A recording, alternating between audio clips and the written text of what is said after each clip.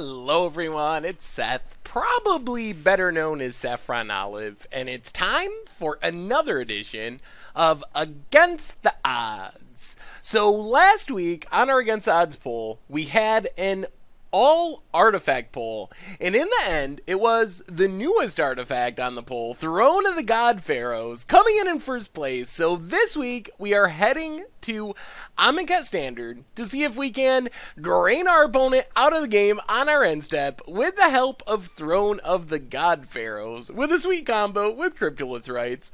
Anyway, a quick reminder before we break down a deck I'm calling Right to the Throne. If you enjoy Against the Odds and the other series here on the channel, it would be awesome of you if you could take a quick second, click that subscribe button down in the corner of your screen. We're almost to 100,000 subs. You can help us get over the hump.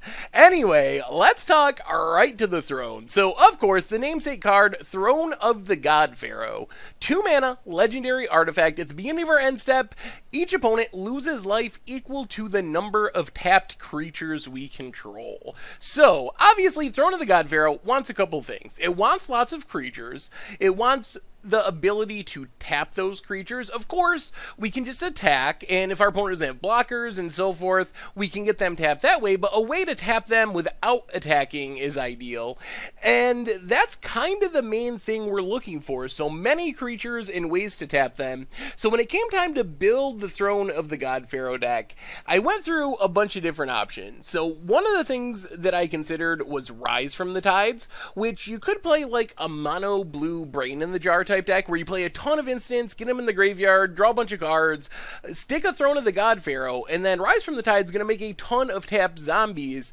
But I felt like there was another card that people expected or really wanted to see with Throne of the God-Pharaoh, and that is Cryptolith Rite. So the direction we ended up heading was kind of this slightly aristocratish green-black deck that's looking to make a ton of creatures and then be able to tap those creatures to make mana and play more creatures with Cryptolith Rites, which turns all of our stuff into Birds of Paradise, and then with all that tapping and mana making and casting of stuff, we will have a bunch of tapped creatures at our end step, and hopefully over 2 or 3 or 4 turns, we can just drain our opponent out of the game with Throne of the God-Pharaoh, even if we don't ever really attack with our creatures. So beyond Cryptolith Rites, we got a couple other tappers. Loam Dryad is super sweet because not only does it tap itself, but it taps another creature to make a mana. So we can use this like a weird mana dork. It doesn't work well on turn 2, on turn 3, but in the late game, it can get us from 4 to 5 or 5 to 6 mana,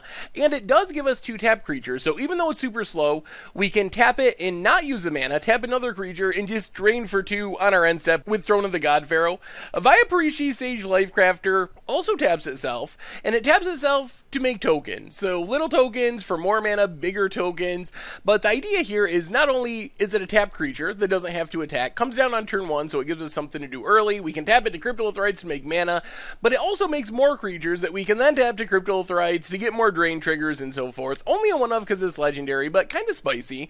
And then we have some creatures that are in our deck because they make lots of creatures. So one of the key aspects of the deck, and I mentioned before, we're kind of slightly aristocrats-ish. We want not just lots of creatures, but preferably artifacts, because Marionette Master is one of our big payoffs for the Aristocrats plan. So Weaponcraft Enthusiast, usually going to fabricate it, comes down as a 0/1, makes a couple of servos. Marionette Master makes 3 servos, and then works kind of like a Blood Artist or Zulaport Cutthroat, where we get to drain our opponent whenever an artifact dies. So we can use our Cryptolith Rites mana with all of our random Loam Dryads and Viaparishis and so forth to ramp into these really quickly, just flood the board with creatures, gives us lots of stuff to tap for our throne, makes us even more mana, and then we can use the combination of Marionette Master and Zulaport Cutthroat, another drain creature, to sacrifice away our board to Yahani Undying Partisan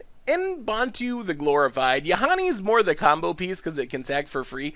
So let's say we make a ton of creatures. We have a bunch of them out. We have a Marionette Master. We have a Zulaport Cutthroat. Theoretically, we can just sack a creature. Every one we sack is going to make our opponent lose at least 1 life, maybe 2 life, even more if we have more copies of Marionette Master and Blood Artist.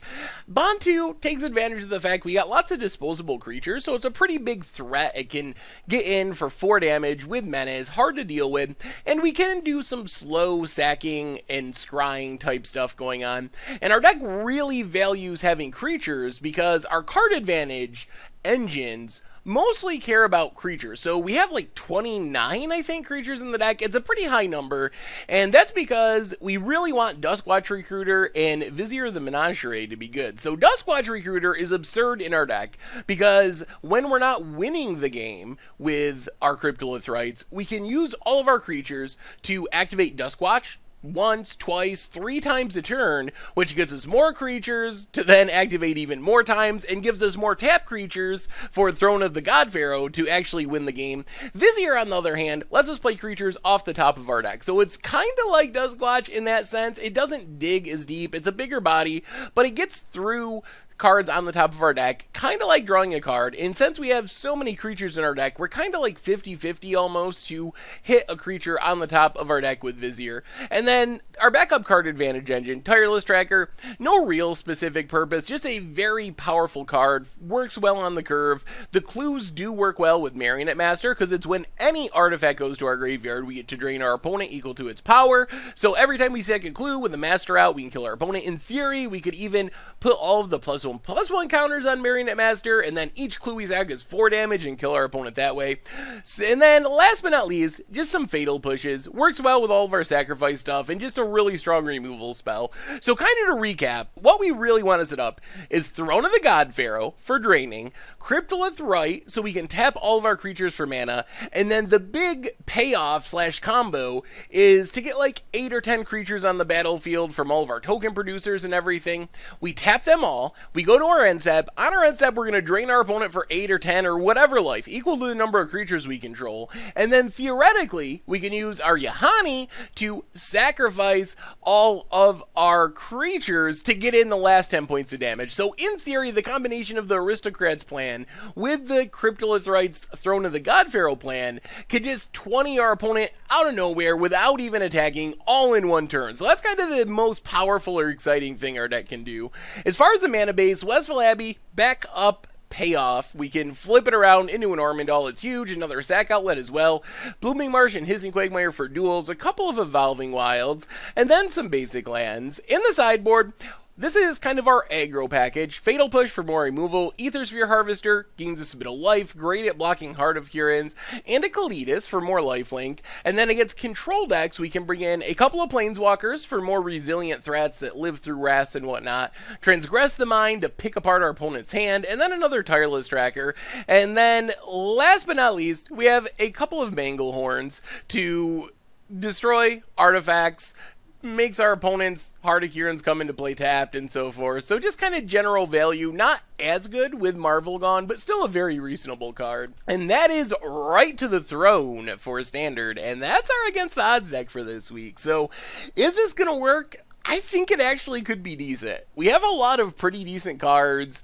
We have some sweet synergies. We have some steal the game out of nowhere plays with Throne of the God-Pharaoh just suddenly 8ing or 10ing our opponent. We have the Aristocrats plan, which gives us a lot of trickiness. Westville Abbey is another finisher, ways to gum up the board. I think the biggest weakness for the deck on paper is probably flyers, because we want our Duskwatches and our Viziers to be good.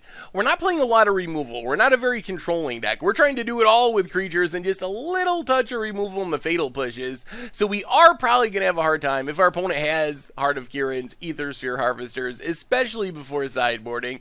But I think that it can work, and I think it should be pretty sweet. So anyway, that's our Against the Odds deck for this week. Thank you very much for watching. I hope you enjoyed the video, and I will talk to you soon. Thanks for watching the video. If you haven't already, take a minute and click that subscribe button. It's a great way to support the channel for free, and you'll find the next video in the playlist right here.